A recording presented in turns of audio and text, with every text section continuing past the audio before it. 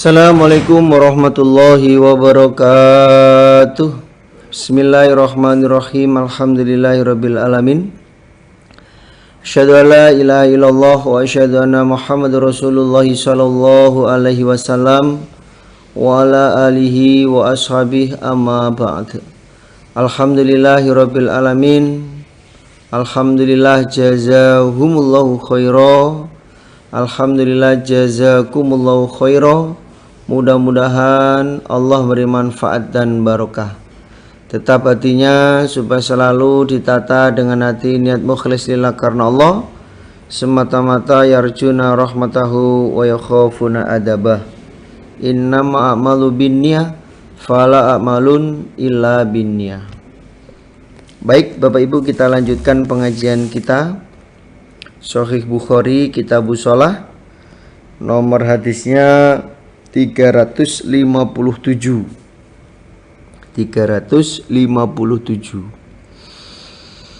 A'udzubillahi minasyaitonir rajim. Bismillahirrahmanirrahim. Haddatsana Ismail ibnu Abi Waisin qala hadatsani Malik ibnu Anas an Abi Nadhr rupane Maula Umar ibni Ubaidillah ana Abamurrah rupane Maula Ummi Hani binti Abi Thalib iku akhbarohu mengkhabari siapa Abi Murrah hu pada Abi Nadhr annahu sesungguhnya Abi Murrah iku sami'a mendengar dia Ummi Hani pada Ummi Hani binta Abi Thalib. Takulu berkata siapa Ummi Hani,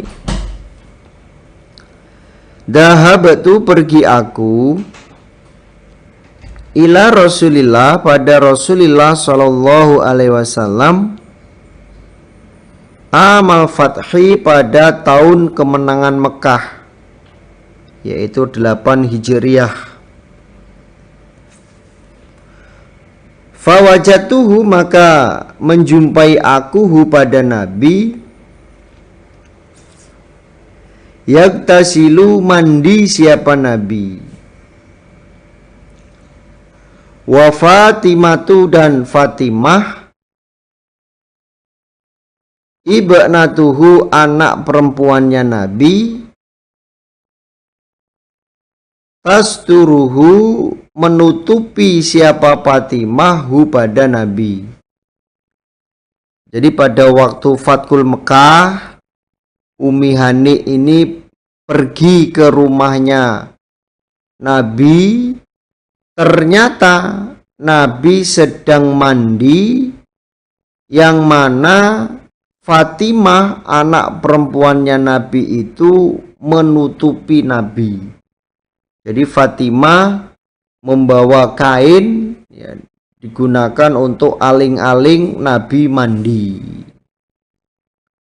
Qalat berkata siapa Ummu Hani, fasalam tu maka salam aku alaihi atas Nabi.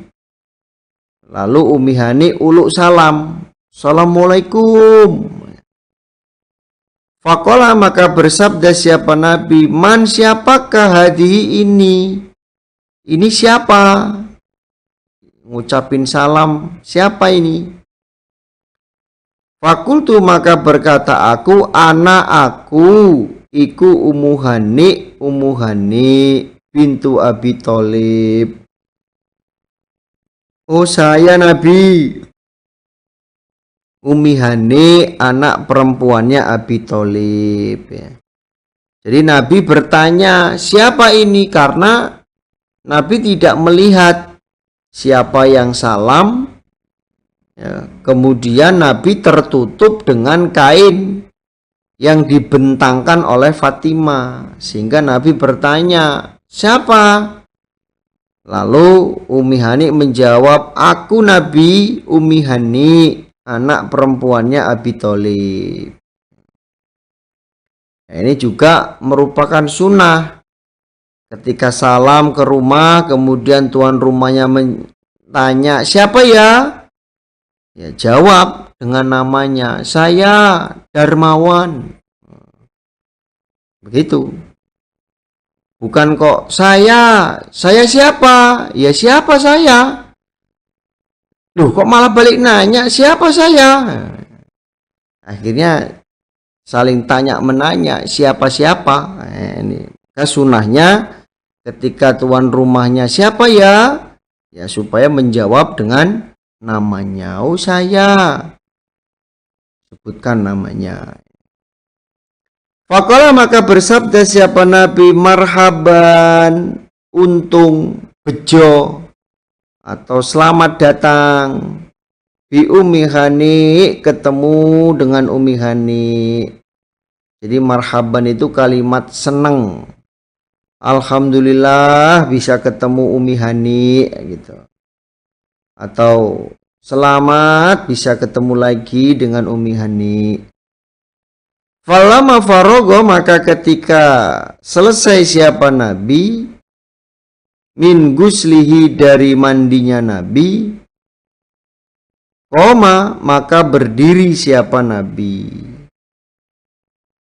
Fasola maka sholat siapa Nabi sama niya rokaatin 8 rokaat.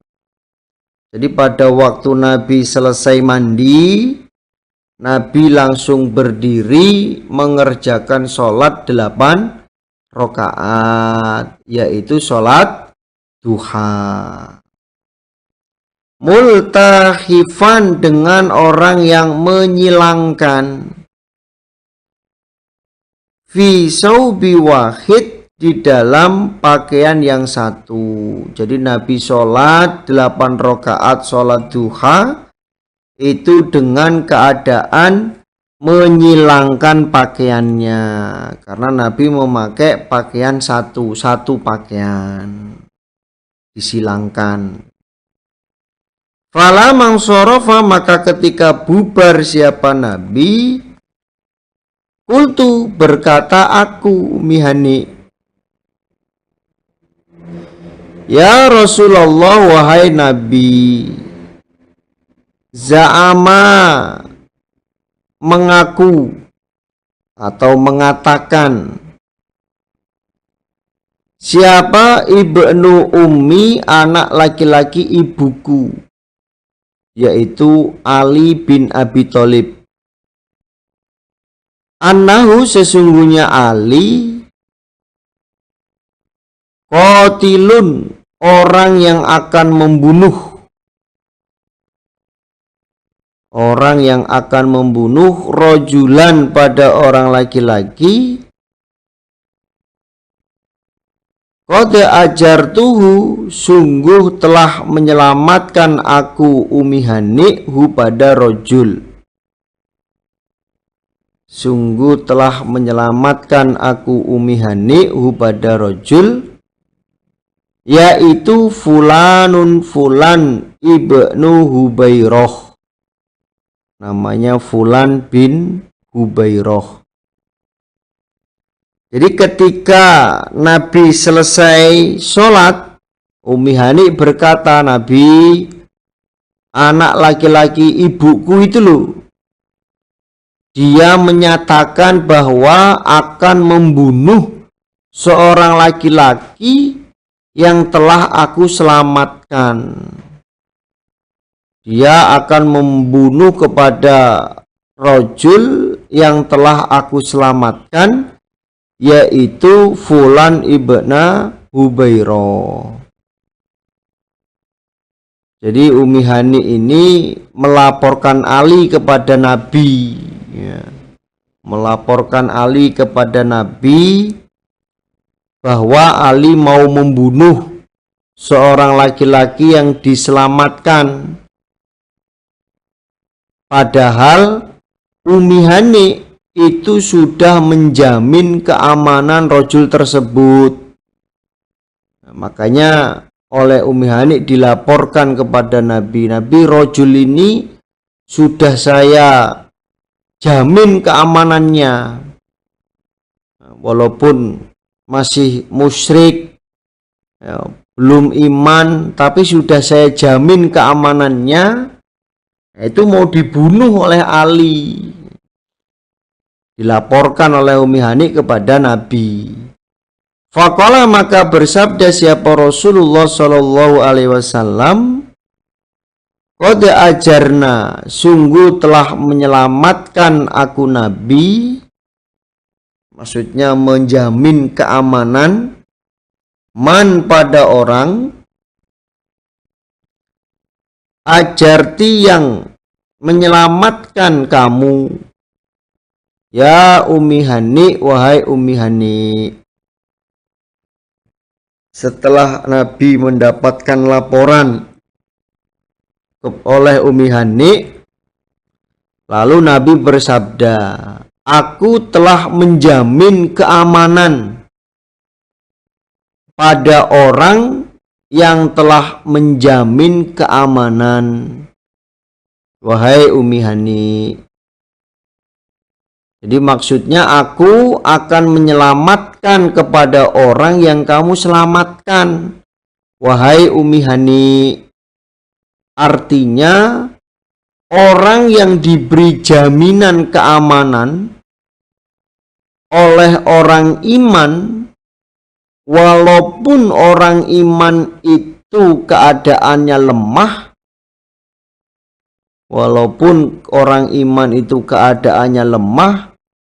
Nabi juga akan memberi jaminan keamanan kepadanya. Nabi juga akan memberikan jaminan keamanan kepadanya.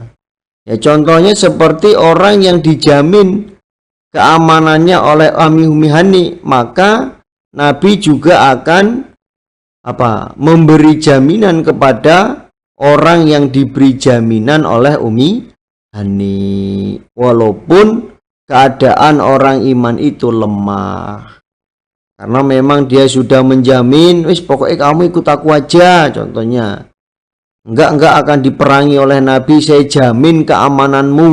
Nah, maka Nabi juga akan memberikan jaminan kepada orang itu, walaupun yang memberikan jaminan itu keadaannya lemah. Perempuan, contohnya perempuan kan lemah, ya. Perempuan atau mungkin orang iman duafa, fakir miskin, tapi dia bisa memberikan jaminan keamanan kepada orang lain, kepada orang musyrik, maka Nabi juga akan menjaganya. Nabi tidak akan memerangi, Nabi tidak akan membunuhnya. Qalat, berkata siapa Ummi Hani, wadaka, dan demikian itu kejadian bahwa Ummi Hani melaporkan Ali kepada Nabi duha, pada waktu duha. Jadi kejadiannya itu pada waktu duha, melaporkan Ali yang mau membunuh kepada orang yang sudah diberi jaminan keamanan oleh Ummi Hani, itu pada waktu duha. Hadatsana Abdullah bin Yusuf qala akhbarana Malik an Ibnu Syihab an Sa'id ibni Musayyab.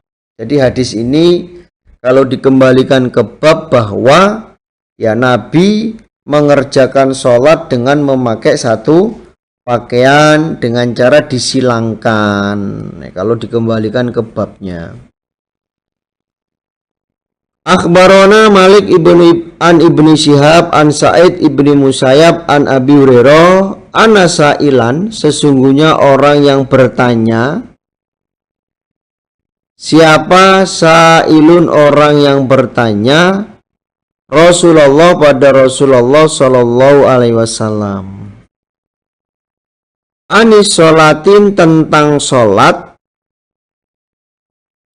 fi saubi wahidin, di dalam pakaian yang satu. Jadi ada orang yang bertanya kepada Nabi tentang sholat menggunakan pakaian satu. Boleh tidak sholat dengan pakaian satu? satu pakaian saja. Faqala, maka bersabda siapa Rasulullah Shallallahu Alaihi Wasallam, awalikullikum, adakah tiap-tiap kalian saubani, dua pakaian? Apakah masing-masing kalian itu mempunyai dua pakaian? Jawabnya, tidak kan? Karena pada umumnya waktu itu orang-orang hanya mempunyai satu pakaian. Makanya Nabi bersabda, awalikullikum, apakah ada di antara kalian yang mempunyai dua pakaian? Tidak ada kan?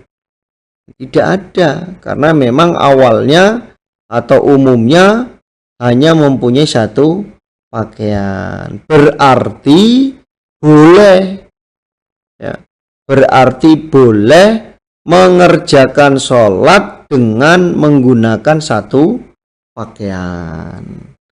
Ya, prakteknya seperti kemarin yang sudah dipraktekkan di dalam memakai pakaian satu di dalam sholat. Ketika sholat hanya memakai satu pakaian.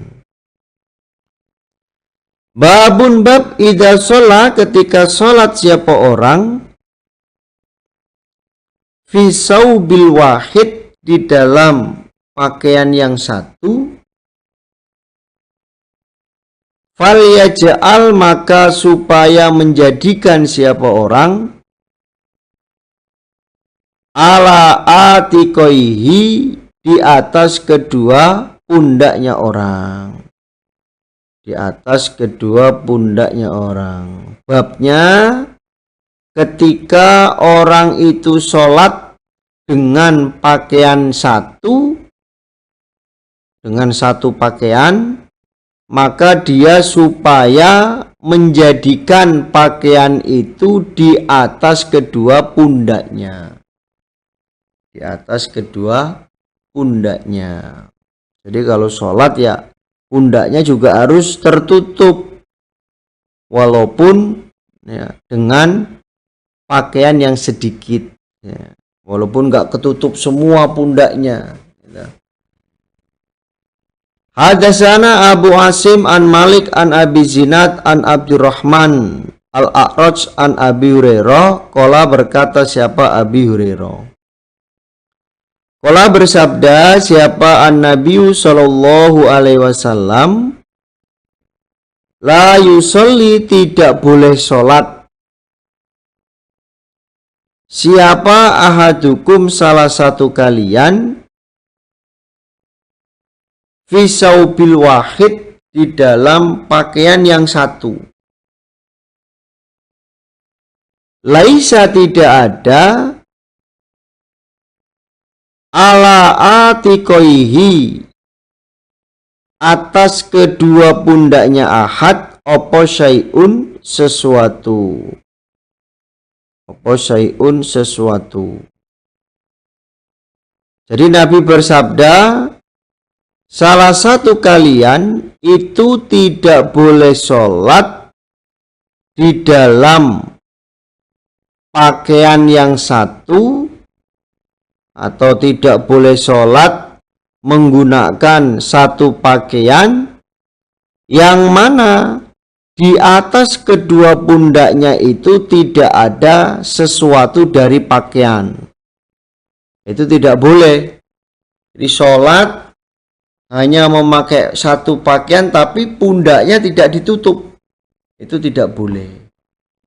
Contohnya seperti perempuan-perempuan, apa, kalau mau mandi dulu, itu biasanya jariknya sampai ke atas dada, sampai di atas dada, tapi pundaknya nggak tertutup. Nah, itu tidak boleh. Contohnya begini.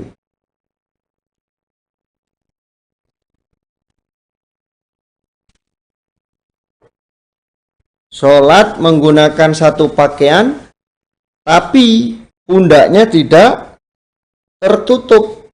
Nah, begini. Nah, ini tidak tertutup, hanya di sini saja. Ini tidak boleh menggunakan sholat menggunakan satu pakaian, tapi pundaknya tidak tertutup. Itu tidak boleh. Yang boleh itu menggunakan pakaian seperti ini, kemudian pundaknya tertutup, ya, seperti pakaian ikhram. Ya.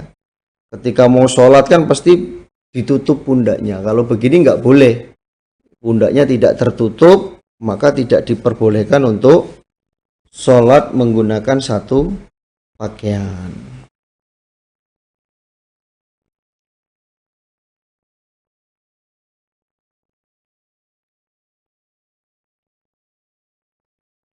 Nah, itu. Tapi juga ada yang menjelaskan, ya, contohnya tadi diperbolehkannya memakai sarung sampai dengan dada, namun pundaknya ditutupi dengan kain yang lain. Itu boleh. Seperti tadi, contohnya pakai pakaian ikhram. Ketika sholat, pakaian ikhramnya ditaruh di pundak. Nah, ini.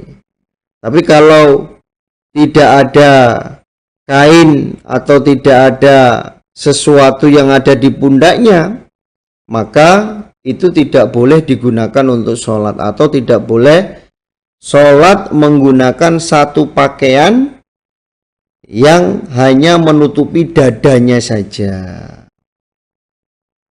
Hadasana Abu Nu'aim qala hadasana Syaiban an Yahya ibn Abi Katsir an Ikrimah qala, berkata siapa Yahya, sami'tuhu mendengar aku pada Ikrimah, au kuntu atau ada aku Yahya, iku sa'altuhu bertanya aku pada Ikrimah. Jadi Yahya berkata, saya mendengarkan hadis dari Ikrimah, atau saya bertanya hadis kepada Ikrimah. Qala, berkata siapa Ikrimah, sami itu mendengar aku Aba Hurairah pada Aba Hurairah. Yaqulu, berkata siapa Aba Hurairah. Ikrimah mendengarkan hadis dari Aba Hurairah. Asyhadu, menyaksikan aku, anni sesungguhnya aku, sami itu mendengar aku Rasulullah pada Rasulullah Shallallahu Alaihi Wasallam.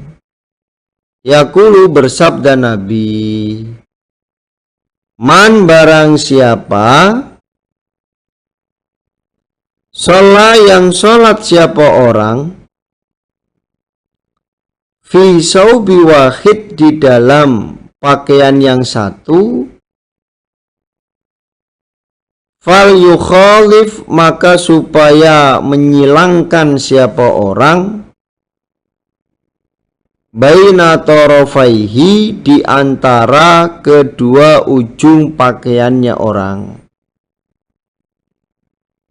Jadi Abu Hurairah dia mangkul secara langsung dengan Nabi yang bunyinya barang siapa yang sholat menggunakan satu pakaian, maka supaya menyilangkan pakaian tersebut di antara kedua ujung pakaiannya, sehingga pundaknya itu tertutup walaupun sedikit, ya, walaupun tidak penuh pundaknya ketutup.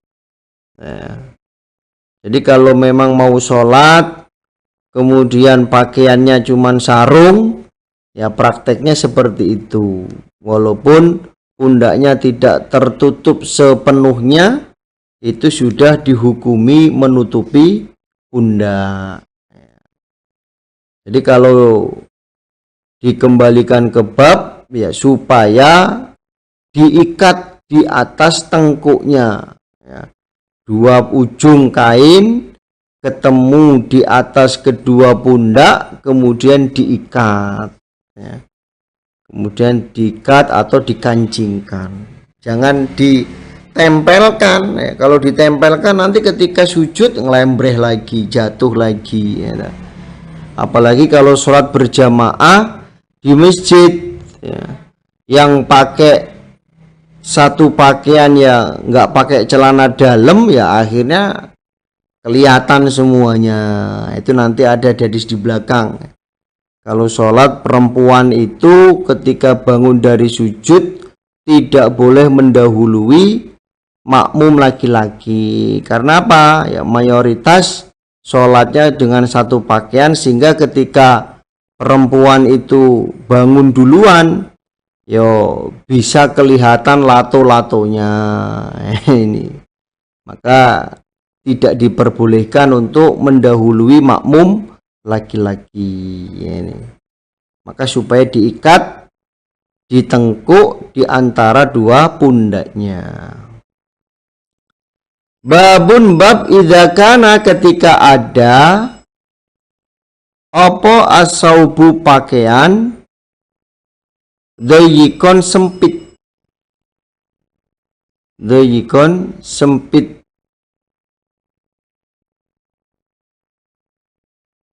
Babnya pakaian yang sempit, jadi disilangkan. Pakaian yang sempit itu disilangkan, tidak sampai, jadi antara dua ujung kemudian disilangkan, kok ternyata nggak nyampe ujung, nggak ketemu ujung sama ujungnya. Itu bagaimana? Ya kita lihat hadisnya. Hadatsana Yahya ibnu Shalih qala hadatsana Fulaih ibnu Sulaiman an Sa'id ibni Hars qala, berkata siapa Sa'ad, Sa'alna bertanya aku, Jabiron pada Jabir ibni Abdillah, anis sholati tentang sholat, fi saubi wahidin di dalam pakaian yang satu. Jadi Sa'ad bertanya kepada Jabir tentang sholat memakai pakaian satu, sholat pakai satu pakaian. Faqala, maka menjawab siapa Jabir, kharajtu keluar aku, ma'an nabiyyi berserta Nabi sallallahu alaihi wasallam, fi ba'di asfarihi di dalam sebagian bepergiannya Nabi. Fajitu maka datang aku, lailatan pada malam, li ba'di amrin pada sebagian perkaraku. Jadi Jabir menjawab, pada waktu itu aku keluar bersama Nabi di dalam sebagian bepergiannya Nabi. Aku datang kepada Nabi di malam hari karena ada keperluan dengan Nabi. Jadi Jabir datang kepada Nabi, ya, atau datangi Nabi di dalam bepergiannya itu karena ada keperluan. Fawajatuhu maka menjumpai aku hu pada Nabi, yusolli sholat siapa Nabi, wa alaiya dan atasku Jabir sauban pakaian, wahidun yang satu. Jabir melihat Nabi sholat, dia pengen sholat, tapi dia hanya memakai satu pakaian. Fastamaltu maka menyilangkan aku bihi pada pakaian, wasolaitu dan sholat aku, ila janibihi janbihi pada sebelahnya Nabi. Karena Nabi sedang sholat, kemudian Jabir hanya memakai satu pakaian, Akhirnya Jabir menyilangkan pakaiannya, kemudian dia ikut sholat di sebelahnya Nabi. Fala mangsorofa, maka ketika bubar siapa Nabi, maksudnya selesai sholat, qala bersabda Nabi, Masuro, apakah dijalankan malam? Syuro, dijalankan malam. Ya Jabirul, hei Jabir. Hei Jabir, malam-malam kenapa kamu kok mau menemuiku? Ada apa kok malam-malam kamu datang ke sini? Fa akhbartuhu, maka mengkhabari aku Jabirhu pada Nabi, bihajati, dengan keperluanku. Maksudnya menyampaikan keperluannya Jabir kepada Nabi. Falamma faraqtu, maka ketika selesai aku, qala bersabda Nabi, ma apa hada ini, al istimalu menyilangkan, alladhi yang ro'a itu melihat aku Nabi. Ketika saya sudah selesai menyampaikan hajatnya kepada Nabi, lalu Nabi bersabda, aku melihat kamu sholat dengan menyilangkan pakaian.